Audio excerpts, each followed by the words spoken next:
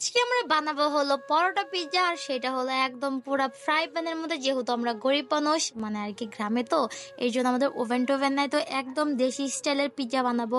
আর এখানে কি কি ছিল তোমরা দেখে নাও, কারণ এগুলো আমার ভাবি বানাইতেছিল, আমি জানি না কিছু।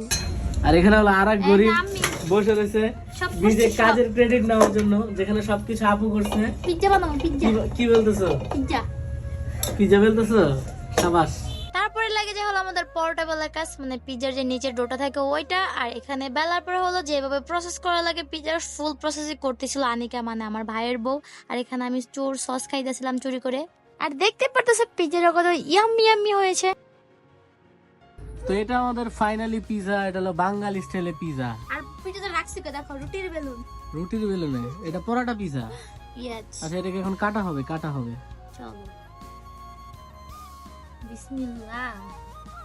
যেহেতু এটা আমাদের আনিকা শেফে বানিয়েছে, তো ভাই আমি আমাদের দেশি স্টাইলের বাঙালি স্টাইলের পিৎজা, বাট বেস্ট। ভাই, বাসায় বানানো পিজা সবসময় বেস্টই হয়।